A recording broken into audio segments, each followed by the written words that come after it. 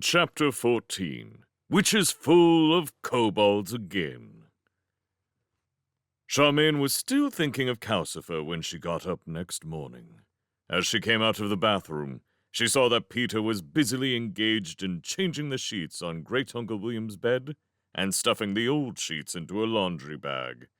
Charmaine sighed. More work. Still, she said to Waif as she put down the usual bowl of dog food. It keeps him busy and happy while I look for Calcifer.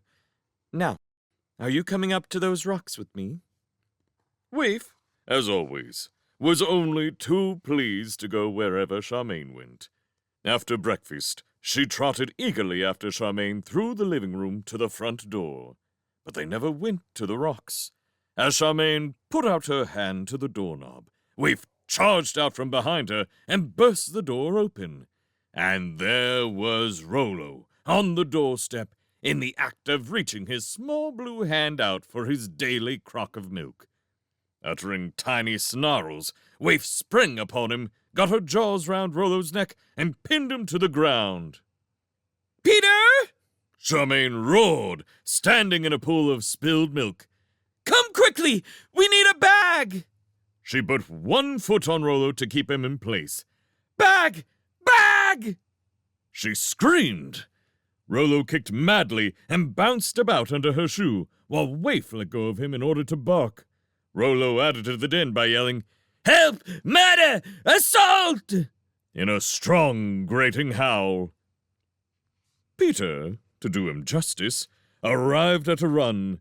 He took one look at the scene in the doorway and snatched up one of Mrs. Baker's embroidered food bags, which he managed to get over Rollo's flailing legs before Charmaine could draw breath to explain. Next second, Peter had the bag entirely over Rollo and was holding it up, bulging, twisting, and dripping milk, while he tried to reach one of his own pockets. Nice work, he said. Get some string out of that pocket, will you? We don't want him getting away. And when Charmaine had fumbled out a length of purple string from the pocket, he added, Have you had breakfast? Good. Tie the top of the bag really tight. Then take it and hold it fast while I get ready. Then we can go straight there. uttered the bag as Peter passed it over. Shut up, Charmaine said to it, and hung on to the bag with both hands just above the purple string. The bag twisted this way and that, while Charmaine watched Peter drag loops of colored string from pockets all over his coat. He put red string round his left thumb and green round his right, then purple, yellow, and pink round the first 3 fingers of his right hand, followed by black, white, and blue round the first 3 fingers of his left hand. Waif stood on the doorstep, frayed ears cocked, staring up at the process with interest. Are we going to find the end of the rainbow or something? Charmaine asked.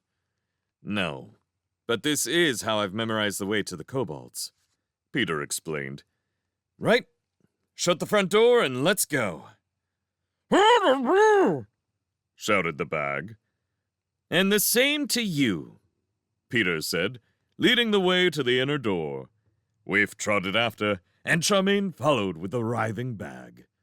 They turned right through the door. Charmaine was too preoccupied to say she thought that was the way to the conference room. She was remembering how easily all the kobolds had vanished and reappeared, and how Rollo himself had sunk into the earth of the mountain meadow. It seemed to her that it was only a matter of time before Rollo sank out of the bottom of the embroidered bag. She kept one hand underneath it, but she was sure that was not enough. With milk dripping between her fingers, she tried to keep Rollo in with a spell. The trouble was, she had no idea how you did this. The only thing she could think of was to use the way she had dealt with Peter's leaking pipe spells. Stay inside. Stay inside, she thought at Rollo, massaging the bottom of the bag. Each massaging produced another muffled yell from the bag, which made her surer than ever that Rollo was getting away. So she simply followed Peter as he turned this way or that, and never noticed how you got to the kobolds at all. She only noticed when they were there. They were standing outside a large, well-lighted cave, full of little blue people rushing about. It was hard to see what most of them were doing because the view was partly blocked by a very strange object in the entrance. This object looked a little like one of the horse-drawn sleds that people used in High Norland when the winter snows came down and made it impossible to use a cart or a carriage. Except that this thing had no way to hitch a horse to it. It had a huge curvy handle at the back instead. It had curls and curvy bits all over it. Dozens of kobolds were working at it, climbing this way and that over it as they worked. Some were lining the inside with padding and sheepskin. Some were hammering and carving, and the rest were painting the outside with curly blue flowers on a gold background. It was going to be very magnificent when it was finished, whatever it was. Peter said to Charmaine, "Can I trust you to be polite this time? Can you remember to be tactful at least?" "I can try," Charmaine said. "It depends." "Then let me do the talking," Peter told her. He tapped the nearest busy kobold on the back. "Excuse me, can you tell me where I can find Timmins, please?" "Halfway down the cave," the kobold piped, pointing with her paintbrush. "Working on the cuckoo clock. What do you want him for?" "We've something very important to tell him," Peter said. This attracted the attention of most of the kobolds working on the object. Some of them turned and looked apprehensively at Waif. Waif, at once, looked sprightly, demure, and lovable. The rest stared at Charmaine and the writhing embroidered bag. "Who have you got there?" One of them asked Charmaine. "Rollo," said Charmaine. Most of them nodded, without seeming at all surprised. When Peter asked, "Is it all right to go and speak to Timmins?" they all nodded again and told him, "Go ahead." Charmaine got the feeling that nobody liked Rollo very much. Rollo seemed to know this, because he stopped writhing and made no kind of noise while Peter edged his way past the strange object, and Charmaine came after him, holding the bag sideways so as not to get paint on it. "What are you making?" she asked the nearest kobolds as she went. "Commission from the elves," one of them answered. Another added, "Going to cost a lot." And a third said, "Elves always pay well." Charmaine came out into the cave feeling none the wiser. The place was huge, and there were tiny kobold children tearing about among the busy adults. Most of the children screamed and ran away when they saw Waif. Their parents mostly moved prudently round to the back of whatever they were working on, and went on painting, polishing, or carving. Peter led the way past rocking horses, doll houses, baby chairs, grandfather clocks, wooden saddles, and wind-up wooden dolls, until they came to the cuckoo clock. It was unmistakable. It was enormous. Its giant wooden casing stretched all the way up to the magical lighted roof. Its huge clock face was propped up separately, filling most of the wall beside the casing, and the cuckoo for it, which a score of kobolds were diligently covering with feathers, was rather larger than Charmaine and Peter together. Charmaine wondered whoever might want a cuckoo clock that big. Timmins was climbing about in the massive clockwork with a tiny spanner. "There he is," Peter said, recognizing him by his nose. Peter went up to the giant works and cleared his throat. "Excuse me." "Excuse us." Timmins swung himself round a mighty coil of metal and glowered at them. "Oh, it's you. He eyed the bag. Kidnapping people now, are you?" Rollo must have heard Timmins' voice and felt he was among friends. The bag bellowed. "That's Rollo," Timmins said accusingly. "That's right," Peter said. "We've brought him here to confess to you. The Lubbock on the mountain paid him to make trouble between you and Wizard Norland." The bag shouted. But Timmins had gone silvery blue with horror. "The Lubbock?" he said. "That's right," said Peter.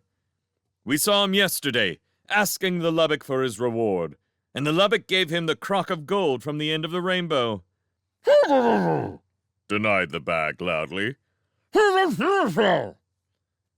Both of us saw it, Peter said. Let him out. Timmins said. Let him speak. Peter nodded at Charmaine. She took her hand away from the bottom of the bag and stopped doing what she hoped was her spell.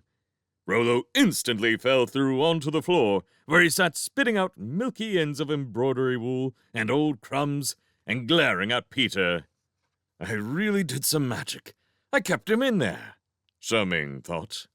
You see what they're like? Rollo said angrily. Bag a person up and fill his mouth with stale fuzz so that he can't answer back when they tell lies about him. You can answer now, Timmins said. Did you get a crock of gold from the Lubbock for setting us at odds with the wizard? How could I have done? Rollo asked virtuously. No kobold would be seen dead talking to a Lubbock. You all know that. Quite a crowd of kobolds had gathered around by now, at a safe distance from Waif, and Rollo waved dramatic arms at them. Bear witness, He said. I'm a victim of a pack of lies. Go and search his grotto, some of you. Timmins ordered. Several kobolds set off at once. Rollo jumped to his feet. I'll go with you. He cried out. I'll prove there's nothing there. Rollo had gone 3 steps when Waif seized him by the back of his blue jacket and bumped him to the floor again. She stayed there, teeth in Rollo's jacket, frayed tail wagging, with one ear cocked toward Charmaine as if to say, "Didn't I do well?" You did wonderfully well, Charmaine told her. good dog. Rollo shouted. Call it off. It's hurting my back. No, you can stay there until they come back from searching your grotto. Charmaine said. Rollo folded his arms and sat looking righteous and sulky. Charmaine turned to Timmins. Is it all right to ask you who wants such a big clock? While we wait. She explained, seeing Peter shaking his head at her. Timmins looked up at the vast pieces of clock. Crown Prince Ludovic, He said, with a gloomy sort of pride. he wanted a whopper for Castel Joy. Gloom swallowed up his pride. He hasn't paid us a penny yet. He never does pay, when you think how rich he is. He was interrupted by the kobolds coming back at a run. Here it is. They shouted. Is this it? It was under his bed. The kobold in front was carrying the crock in both arms. It looked like an ordinary clay pottery crock, the kind someone might use to make a stew in an oven, except that it had a sort of glow around it in faint rainbow colors. That's the one. Peter said. Then what do you think he did with the gold? The kobold asked. What do you mean, what did I do with the gold? Rollo demanded. That there pot was stuffed full. He stopped, realizing he was giving himself away. It isn't now. Take a look if you don't believe me. The other kobold retorted. He dumped the crock down between Rollo's outstretched legs. This is just how we found it. Rollo bent to look inside the pot. He uttered a cry of grief. He plunged his hand into it and brought out a handful of dry yellow leaves. Then he brought out another handful and another, until he had both hands inside the empty crock and was sitting surrounded in dead leaves. It's gone. He howled. It's turned into dead leaves. That Lubbock cheated me. So you admit the Lubbock paid you to make trouble? Timmins said. Rollo scowled up sideways at Timmins. I don't admit to anything, except that I've been robbed. Peter coughed. I'm afraid the Lubbock cheated him worse than that. It laid its eggs in him as soon as his back was turned. There were gasps from all around.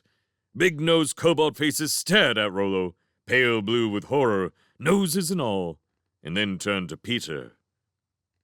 It's true. We both saw it, Peter said. Charmaine nodded when they turned to her. True, She said. It's a lie. Rollo howled. You're pulling my leg. No, we are not, Charmaine said. The lubbock stuck out its egg-laying prong and got you in the back just before you went down into the earth. Didn't you say just now that your back hurt you? Rollo's eyes popped at Charmaine. He believed her.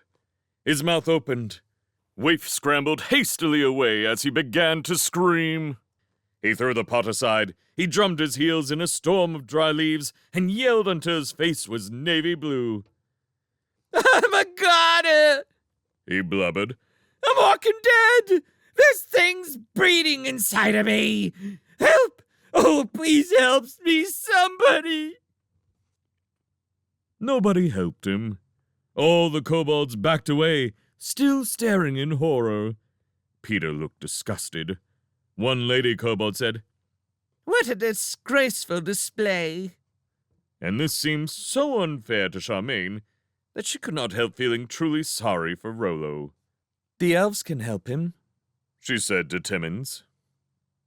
What did you say? Timmins snapped his fingers. There was sudden silence. Although Rollo continued to drum his heels and to open and shut his mouth, nobody could hear the noise. What did you say? Timmins said to Charmaine. The elves. Charmaine said. They know how to get lubbock eggs out of a person. Yes, they do, Peter agreed.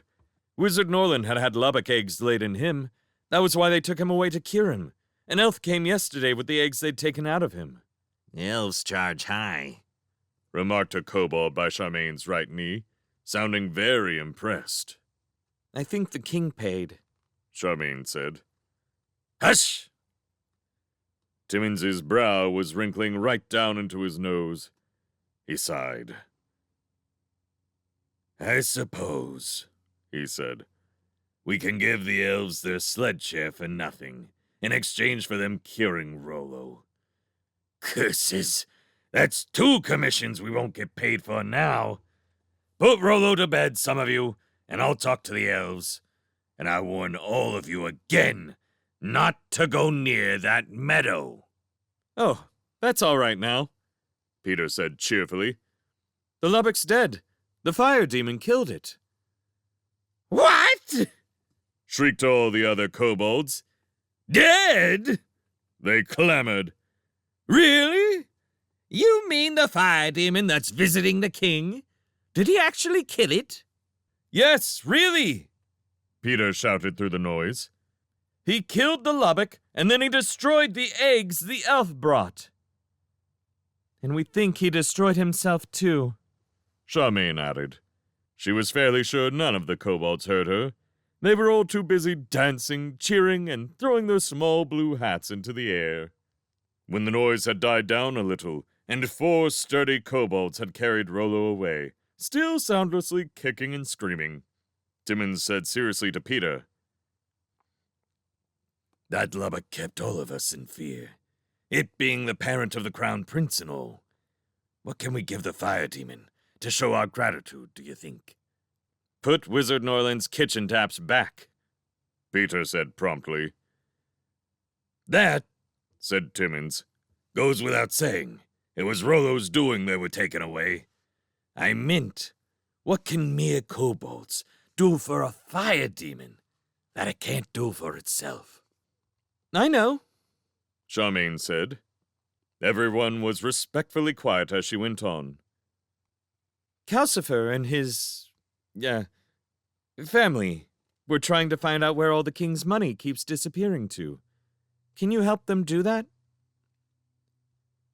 There were murmurs from all around Charmaine's knees of, Easy that is. and That's no problem. and quite a ripple of laughter, as if Charmaine had asked a stupid question. Timmins was so relieved that his brow unwrinkled entirely, making his nose, and his whole face, twice as long. That is easy to do, he said, and costs nothing. He glanced across to the side of the cave, where at least 60 cuckoo clocks hung, all wagging their pendulums in 60 different rhythms. If you come with me now, I think we could be just in time to see the money going. Are you sure the fire demon would be pleased by this? Absolutely. Charmaine said. Then follow me. please, Timmins said. He led the way toward the back of the cave. Wherever they were going turned out to be quite a long walk. Charmaine became as confused as she had been on the way to the Kobolds' cave. They were in half dark the whole distance, and the route seemed to be all bends and sharp turns and hairpin corners. Every so often, Timmins would say, 3 short steps and turn right. or Count 8 human-sized steps, and then turn left, then sharp right, then left again. and this went on for so long that Waif became tired out and whined to be picked up. Charmaine carried her for what seemed more than half the way. I must explain that the kobolds here belong to a different clan, Timmins said, when at last there seemed to be a little daylight ahead. I like to think that my clan would have managed better than they do. Then, before Charmaine could ask what he meant, he went into a flurry of sharp rights and slow lefts, with a couple of zigzags thrown in, and she found that they were at the end of an underground passage in cool green daylight. Marble steps all greened over with mildew led up into some bushes. The bushes must once have been planted on either side of the steps, but they had grown to fill the space entirely. Waif began to growl, sounding like a dog twice her size. Hush! Timmins whispered. No noise at all from here onward. Waif stopped growling at once, but Charmaine could feel her small, hot body throbbing with hidden growls. Charmaine turned to Peter to make sure he had the sense to keep quiet, too.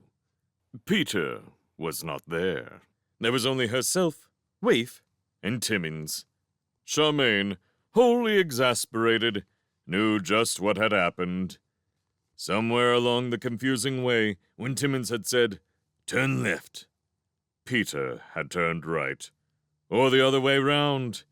Charmaine had no idea at what point this had happened, but she knew it had. Never mind, she thought. He has enough colored string round his fingers to find his way to Ingery and back. He'll probably arrive at Great Uncle William's house long before I do. So she forgot about Peter and concentrated on tiptoeing up the slippery, mildewed steps, and then on peering out from among the bushes without rustling so much as one leaf.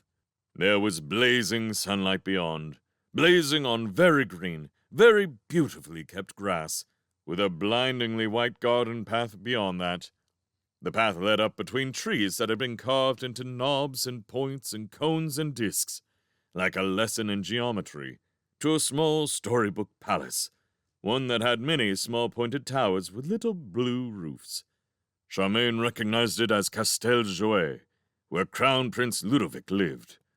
She was slightly ashamed to realize that it was a building she always thought of when any book she was reading mentioned a palace. I must be very unimaginative, she thought. Then, no. When her father made shortbreads to sell in boxes for May Day, a picture of Castel Jouet always appeared on the top of the box. Castel Jouet was, after all, the pride of High Norland. No wonder it was so far to walk, she thought. We must be halfway down the Norland Valley here, and it still is my idea of a perfect palace. So there. Footsteps crunched on the hot white path, and Prince Ludovic himself appeared, magnificent in white and azure silk, sauntering toward the palace. Just before he was level with the bush where Charmaine was, he stopped and turned. "Come along, can't you?" he said angrily. "Get a move on." "We're trying, Your Highness," piped a small, panting voice. A line of kobolds trudged into view, each bowed down under a knobby leather sack. They were all more grayish-green than blue, and looked most unhappy. Some of the unhappiness may have been due to the sunlight, for kobolds preferred to live in the dark. But Charmaine thought their color looked more like bad health. Their legs wobbled. One or two were coughing badly. The last one in the row was so unwell that he stumbled and fell down, dropping his sack, which spilled a scatter of gold coins across the blazing white path. At this, the colorless gentleman strode into view. He advanced on the fallen kobold and started kicking him. He did not kick particularly hard, nor did he look particularly cruel. It was more as if he was trying to get a machine going again. The kobold scrambled about under the kicks, desperately picking up golden coins, until he had them all back in the sack and managed to stagger to his feet again. The colorless gentleman left off kicking him and came to stroll beside Prince Ludovic. It's not as if it was even a heavy load, he said to the prince. It's probably the last. They've no more money left, unless the king sells his books. Prince Ludovic laughed. He'd rather die than do that, which suits me, of course. We'll have to think of some other way to get more money then. Cassel-Joy is so dashed expensive to run. He looked back at the trudging, wobbling kobolds. Move along there, will you? I have to get back to the royal mansion for tea. The colorless gentleman nodded and strode back to the kobolds, ready to start kicking again, and the prince waited for him, saying, Mind you, if I never see another crumpet in my life, it will be too soon for me. The kobolds saw the colorless gentleman coming and did their best to hurry. All the same, it seemed an age to Charmaine until the procession was out of sight, and she could no longer hear their footsteps crunching. She kept her arms tight round the throbbing waif, who seemed to want to jump down and chase the procession, and looked down through the leaves at Timmins. Why haven't you told anyone about this before? Why didn't you at least tell Wizard Noland? Nobody asked, Timmins said, looking injured. No, of course nobody asked, Charmaine thought. This was why Rollo was paid to make the kobolds angry with Great-Uncle William. He'd have got round to asking them in the end, if he hadn't been ill. She thought it was just as well that the Lubbock was dead. If it was Prince Ludovic's parent, as Timmins had said, then it had probably meant to kill the crown prince and rule the country instead of him. It had more or less told her so after all. But that still leaves Prince Ludovic to deal with, she thought. I really have to tell the king about him. It seems a bit hard on those kobolds, she said to Timmins. It is, Timmins agreed. but they have not asked for help yet. And of course, it never occurred to you to help them without being asked, did it? Charmaine thought. Honestly, I give up. Can you show me the way home? She asked. Timmins hesitated. Do you think the fire demon will be glad to know the money goes to Cassel-Joy? He asked. Yes, Charmaine said. or his family will.